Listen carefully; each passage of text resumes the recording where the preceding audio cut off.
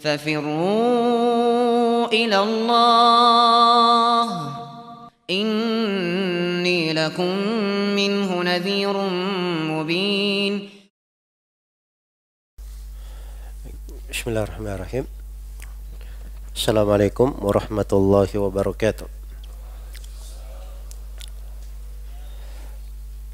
Innal hamdalillah nahmaduhu wa nasta'inuhu wa nastaghfiruh wa na'udzu billahi min shururi anfusina wa sayyiati a'malina. May yahdihillahu fala mudilla lahu wa may yudlil fala hadiya lahu. Asyhadu an la ilaha illallah wahdahu la syarika lah wa asyhadu anna Muhammadan abduhu wa rasuluh. Ya ayyuhalladzina amanu taqullaha haqqa tuqatih wa la tamutunna illa wa antum muslimun. Ya ayyuhan nasu taqu rabbakum alladzi khalaqakum min nafsin wahidah wa khalaqa minha zawjaha wa batha minhuma rijalan katsiran wa nisaa'a واتقوا الله الذي تساءلون به والأرحام إن الله كان عليكم رقيبا. يا أيها الذين آمنوا اتقوا الله وقولوا قولا سديدا يصلح لكم أعمالكم ويغفر لكم ذنوبكم ومن يطع الله ورسوله فقد فاز فوزا عظيما. أما بعد فإن أصدق الحديث كتاب الله وخير الهدي هدي محمد صلى الله عليه وسلم وشر الأمور محدثاتها فإن كل محدثة بدعة وكل بدعة ضلالة وكل ضلالة في النار. Baik, ini kitab yang ke-10 dari program kuliah Mafatih Al-Ilm, kitab Nawaqidul Islam, karya Syekhul Islam Al-Mujaddid Abi Abdullah Muhammad ibn Abdul Wahhab An-Najdi rahimahullahu ta'ala. Kitab ini datang setelah 8 buku akidah yang telah kita bahas, atau dari 7 buku akidah yang telah kita bahas. Dan ini yang ke-8 ya, terkait dengan masalah pembatal-pembatal keislaman. Dikhususkan oleh Syekh rahimahullahu ta'ala dalam penjelasan karena pentingnya perkara ini. Dan ini termasuk bagian pokok di dalam mengenal agama Islam yang dibawa oleh Rasulullah sallallahu alaihi wasallam. Karena kelurusan agama adalah dengan mengenal apa-apa yang bisa membatalkan keislaman agar dia berlepas diri darinya dan menghindari segala hal yang mengantar ke sana. Di dalam Al-Quran dikatakan فَمَنْ يَكْفُرْ بِالطَّاغُوتِ وَيُؤْمِنْ بِاللَّهِ فَقَدِ اسْتَمْسَكَ بِالْعُرْوَةِ الْوُثْقَى. Barang siapa yang kafir kepada tagut dan beriman kepada Allah, maka dia telah berpegang dengan tali yang sangat kuat. Jadi dimulai dulu dengan kufur kepada tagut, baru setelah itu disebutkan keimanan kepada Allah. Sama ketika disebut la ilaha illallah, ada nafyu dan ada itsbat.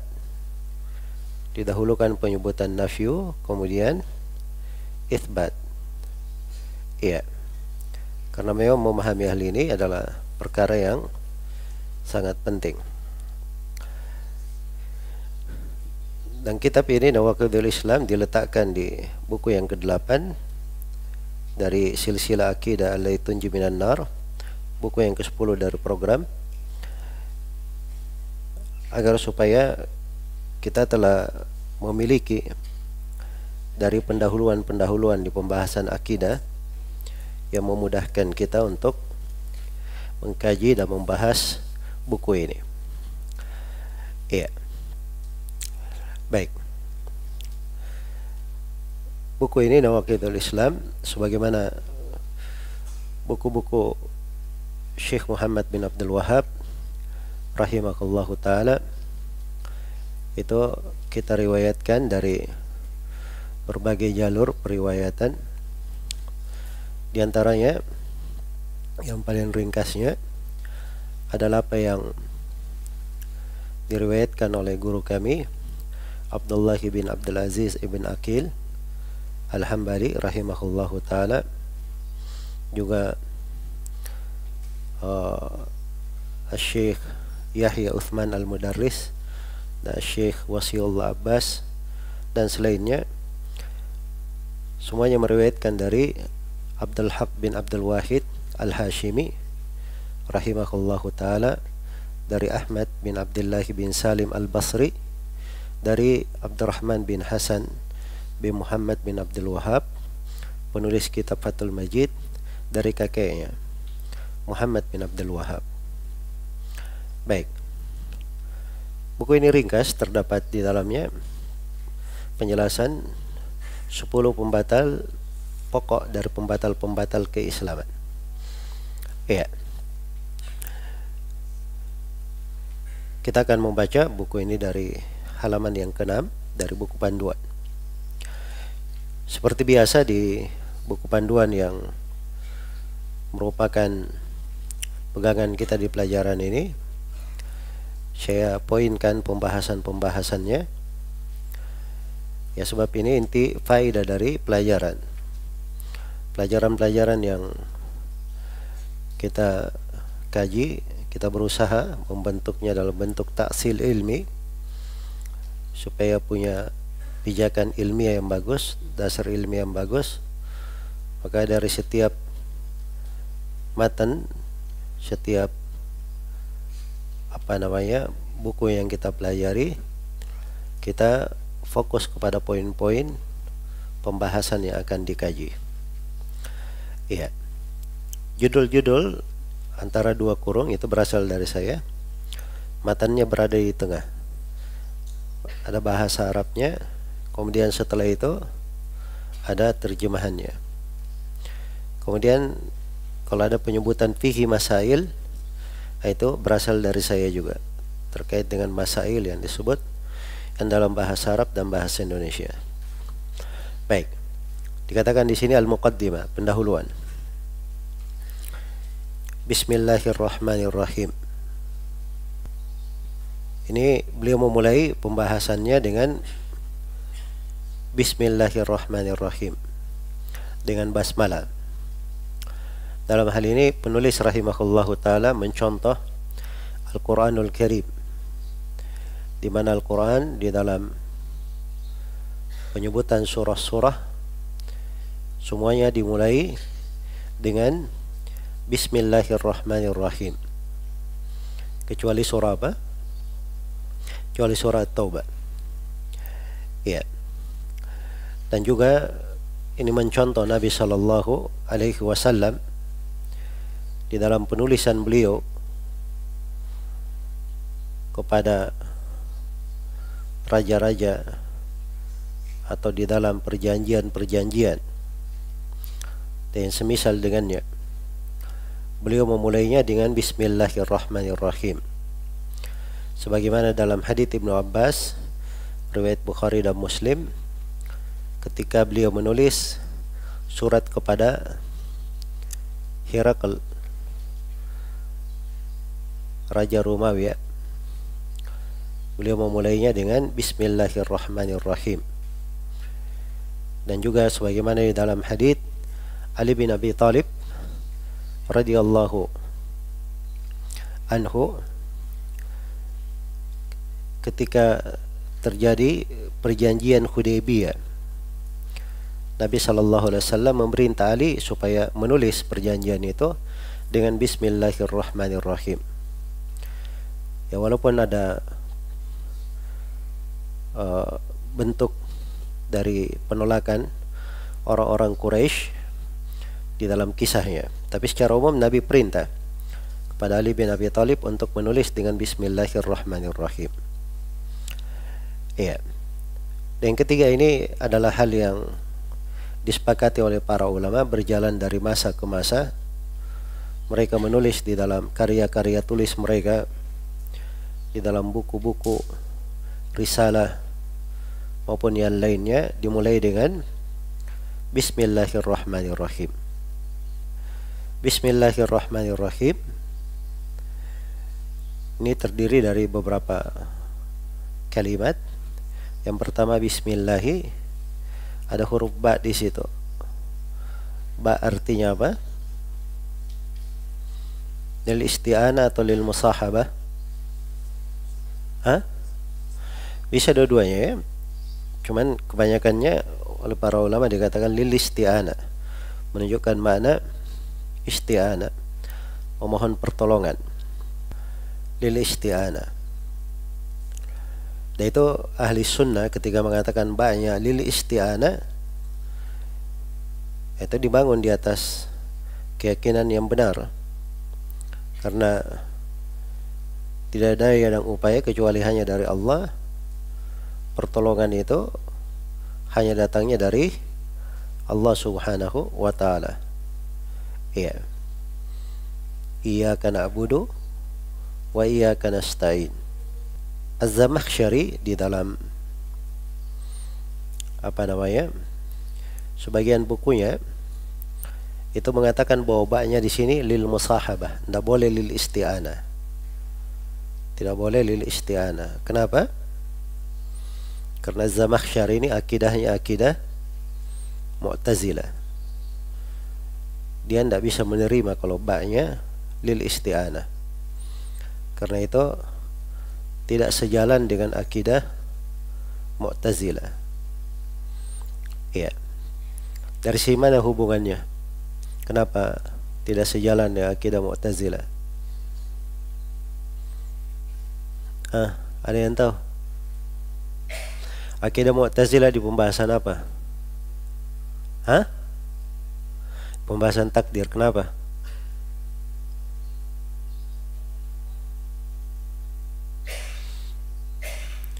Baik. Nah ya, kalau orang-orang Mu'tazilah itu perbuatan hamba itu ciptaannya sendiri. Ciptaannya sendiri. Ya kalau dia minta tolong kepada Allah, isti'anah, berarti itu perbuatan Allah. Itu bertentangan dengan apa? Akidah Mu'tazilah. Makanya dia katakan lil musahabah saya, untuk menemani, mengawani, sejalan dengannya. Baik, dan itu akidah yang keliru ya. Iya. Dari sini perlu dipahami bahwa Az-Zamakhsyari itu dia hujjah dalam bahasa, dalam ilmu bahasa Arab diakui. Hanya saja dari pemikirannya yang Mu'tazilah membuat dia tidak berlaku adil di pembahasan ini. Ya, gara-gara keyakinannya.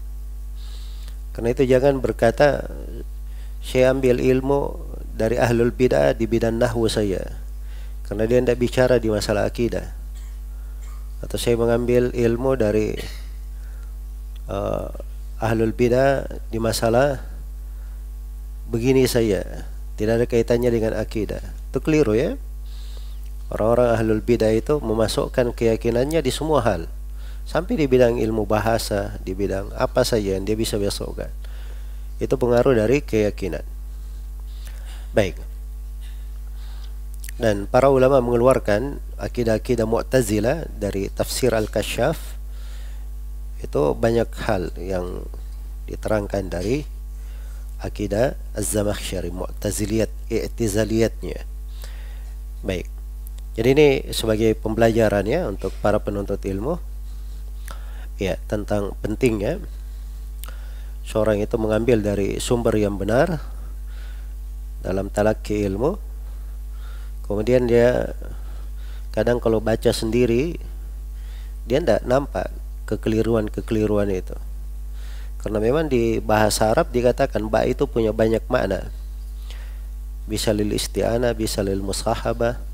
Ada makna-maknanya. Jadi kalau dia katakan misalnya ini lil musahabah, orang mungkin tidak heran. Ya, kan bisa dalam bahasa Arab. Terus maknanya juga tidak apa-apa. Tapi ketika dia tidak mau menggunakan isti'anah, itu ternyata ada sebab tertentu terkait dengan keyakinan, terkait dengan akidah. Baik. Bismillahi. Isim artinya nama, dan dia dalam bahasa Arab disebut dengan nama ismul mufrad, disandarkan kepada ma'rifah, disandarkan kepada al-ismul a'zam, nama yang teragung, yaitu nama Allah Subhanahu wa ta'ala. Ya. Jadi isim mufrad disandarkan kepada ma'rifah. Itu kaidahnya memberikan ifadah apa? Ifadatul umum. Itu dalam ilmu bahasa Arab juga. Dan itu juga ada dipelajari di ilmu usul fikih. Artinya seorang itu ketika dia membaca Bismillahirrahmanirrahim, itu seakan-akan dia meminta dengan seluruh nama-nama Allah Subhanahu wa ta'ala, memohon pertolongan kepada Allah dengan menyebut seluruh nama-namanya, bukan cuma satu nama saja, tapi dengan seluruh Asmaul Husna. Iya. Disebutkan 3 nama di sini, nama Allah, nama Ar-Rahman, dan nama Ar-Rahim. Ini semua sudah kita pelajari ya, cuman saya bahas untuk diulang saja. Allah artinya al-ma'budu bihaq, yang diibadahi dengan benar, al-ma'budu ta'ziman wa mahabbatan wa ijlalan, yang diibadahi dengan penuh kecintaan, pengagungan dan pembesaran. Pengagungan dan pembesaran. Ya. Dan dia adalah al-ismul a'zam, nama yang terbesar, nama yang teragung. Karena itu di 4 tempat di dalam Al-Quran yang menyebut tentang Asmaul Husna, ya, itu dikembalikan penyebutan Asmaul Husna kepada nama Allah. Misalnya firman Allah, walillahil asmaul husna, milik Allah lah al-asma'ul husna, disebut dengan nama Allah. Tidak dikatakan walir rahmani asmaul husna, atau walir rahimi asmaul husna, atau walil ghafuri asmaul husna. Tidak, tapi dikatakan walillahi al-asmaul husna. Makanya dia disebut sebagai al-ismul a'zam, nama yang terbesar, yang mana kandungan-kandungan dari Asmaul Husna itu kembali kepada nama ini, kembali kepada nama yang agung ini. Baik, nama yang kedua dan yang ketiga Ar-Rahman dan Ar-Rahim.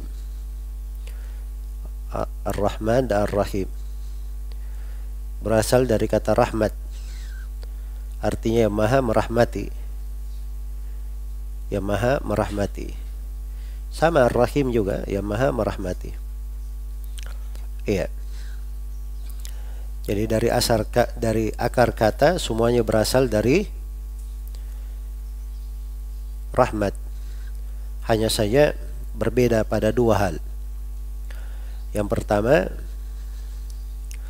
atau bisa dibedakan pada 3 hal. Yang pertama, Ar-Rahman itu cakupannya lebih luas daripada Ar-Rahim. Cakupannya lebih luas daripada Ar-Rahim. Karena Ar-Rahman itu dari sudut bangunan kata saya, dia lebih banyak hurufnya daripada Ar-Rahim. Rahman, Ra, Ha, Mim, Alif, Nun. Ada 5 huruf. Kalau Rahim, Ra, Ha, Ya, Mim. Ada berapa huruf? Ada 4 huruf.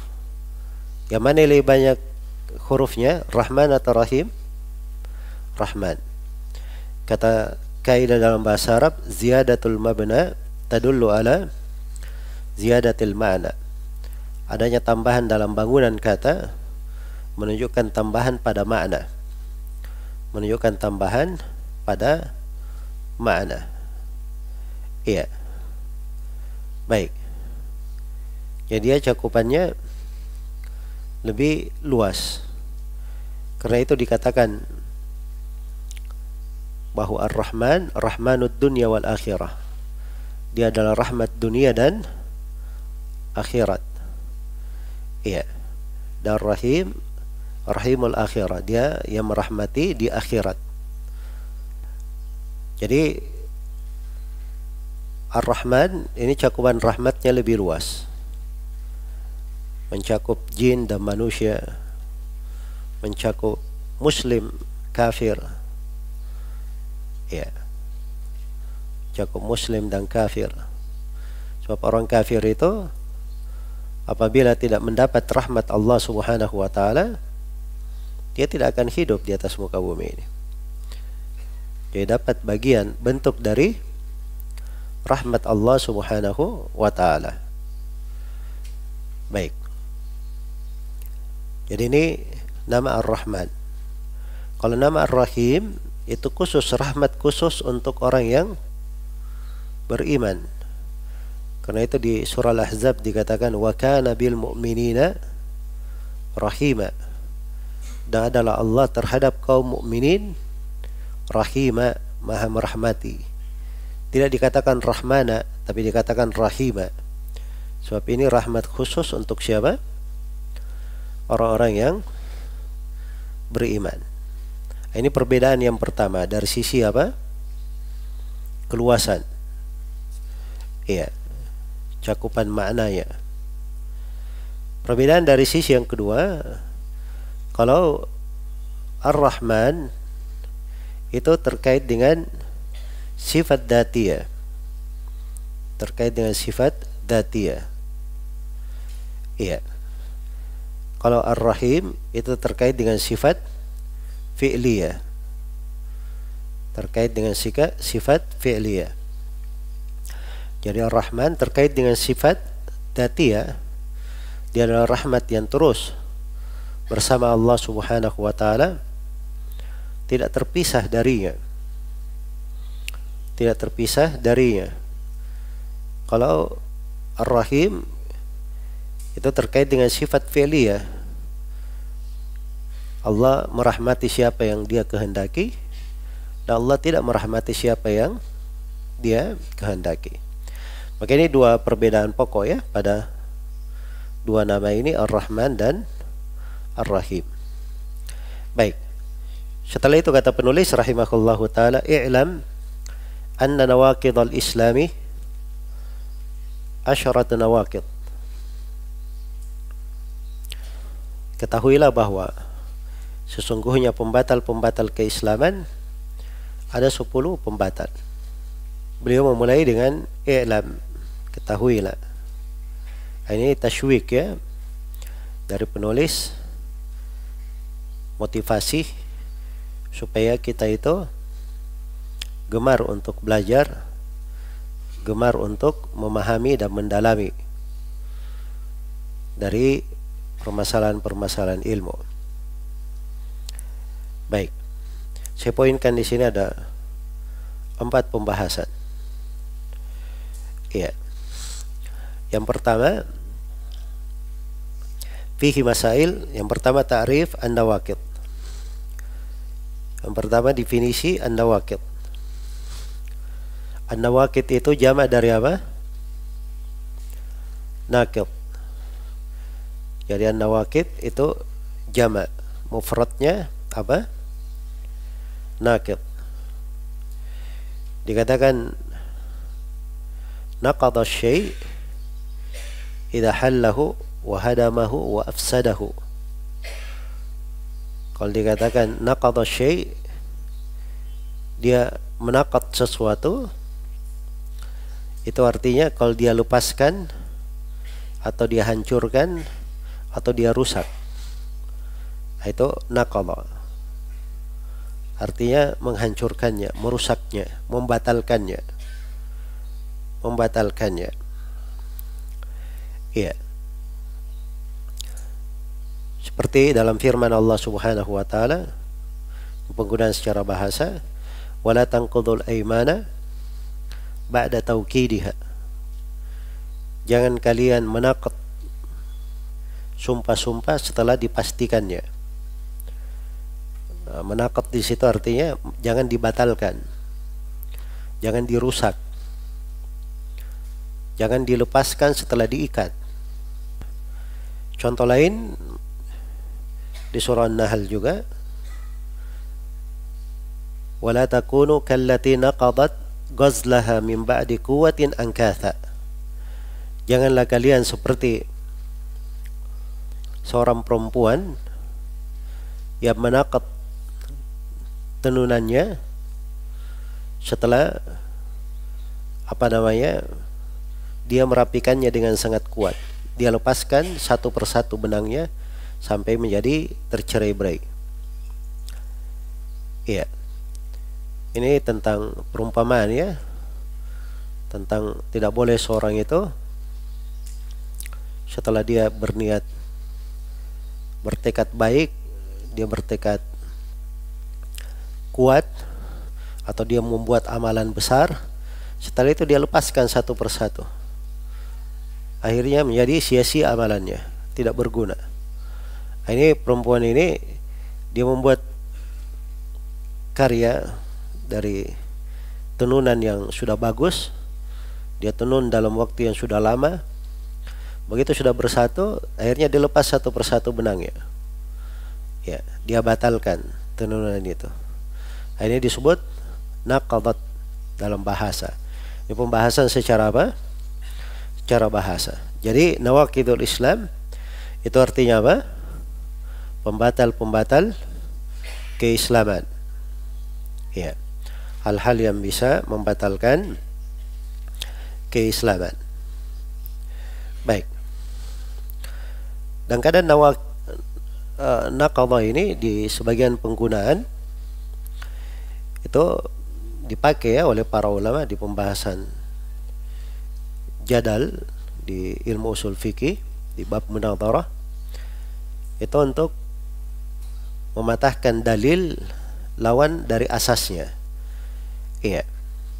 Jadi kalau ada dalilnya lawan misalnya, atau dalil orang yang menentang misalnya, maka dalil ini dia patahkan dari asasnya sampai ke akar-akarnya, tidak ada yang tersisa. Ya, dan ini satu bentuk di dalam menjatuhkan dalil, bahkan itu bentuk yang paling kuat, disebut dengan nama uslub al-munaqadhah. Jelas ya, dia pakai kata munaqadhah. Iya.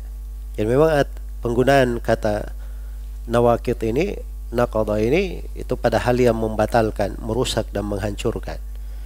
Iya. Baik. Pembahasan yang kedua, ta'riful Islam. Pembahasan yang kedua, definisi al-Islam. Apa itu Islam?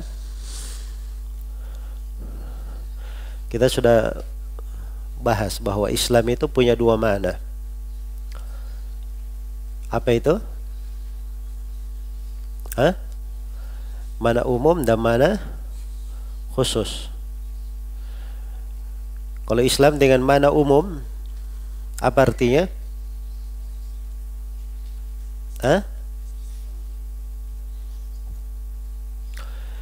Islam dengan mana umum yang merupakan agama seluruh nabi dan rasul, artinya al-istislamu lillahi bitauhid wal inqiyadu lahu bitta'ah wal bara'atu minasyirki wa ahlihi. Iya, ini Islam dengan makna umum. Berserah diri kepada Allah dengan mentauhidkannya, terikat ketaatan kepadanya, dan berlepas diri dari kesyirikan dan ahli syirik, para pelaku kesyirikan. Ini Islam dengan makna umum, yang merupakan agama para nabi dan para rasul. Iya. Baik. Yang merupakan agama para nabi dan para rasul. Di mana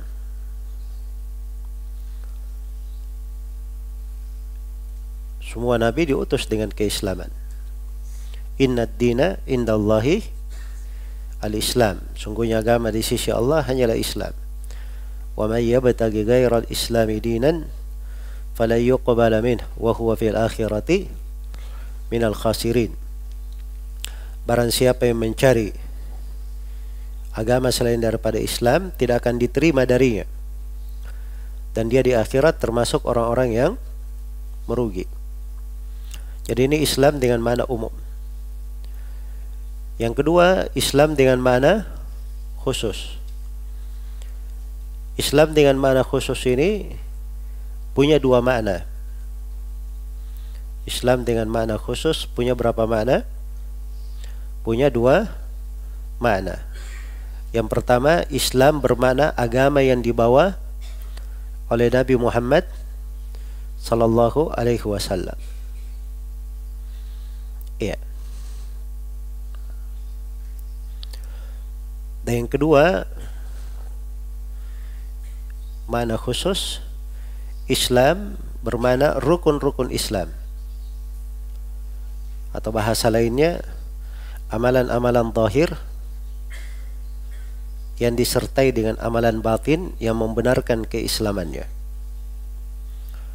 Amalan zahir yang disertai dengan amalan batin yang membenarkan keislamannya. Iya. Baik.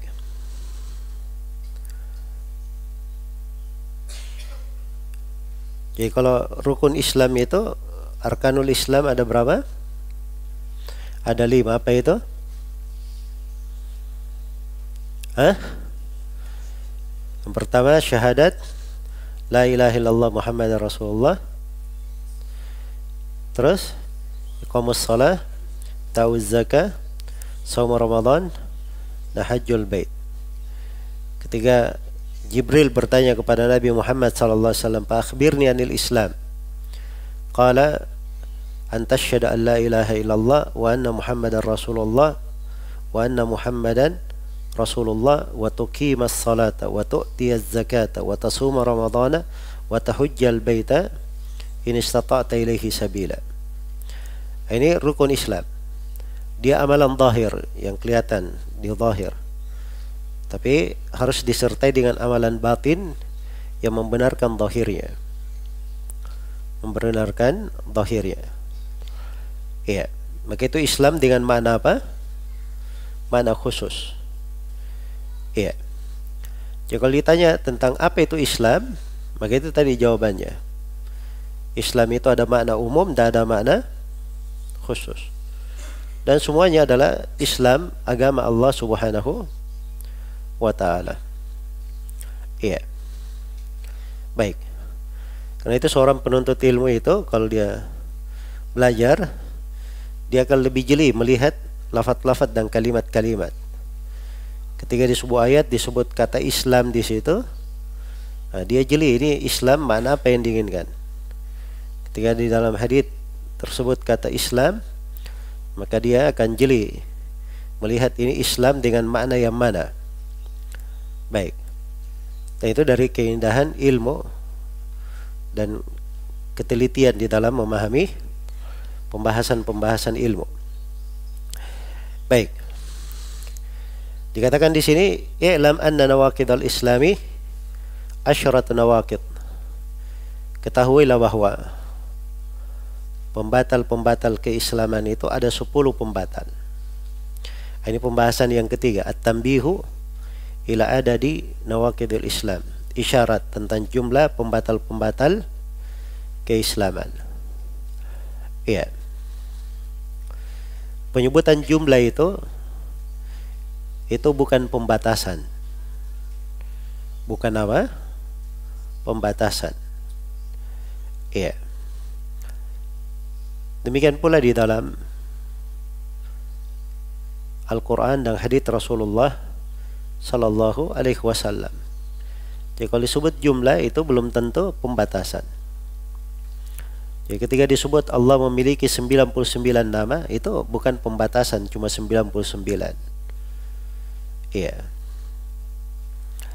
Ketika disebut misalnya bahwa ada 7 golongan diteduhi di bawah teduhan arsy Allah Subhanahu wa taala dalam hadits Abu Hurairah riwayat Bukhari dan Muslim, itu bukan pembatasan 7 saja.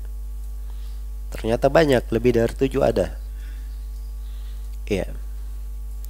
Ibnu Hajar kumpulkan riwayat-riwayat, dia dapatkan sekitar 28 atau 21. Data lagi As-Suyuti dia tambah 2 kali lipat banyaknya.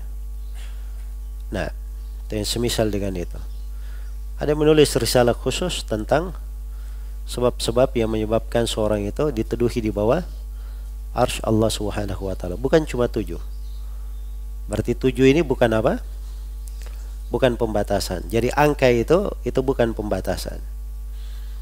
Itu dikenal ya di pembahasan ilmu bahasa, di usul fikih juga. Itu disebut dengan nama mafhum laqab. Iya. Nah itu bukan hujjah, artinya dia tidak dipakai. Tidak dipakai. Jadi 10 itu bukan pembatasan.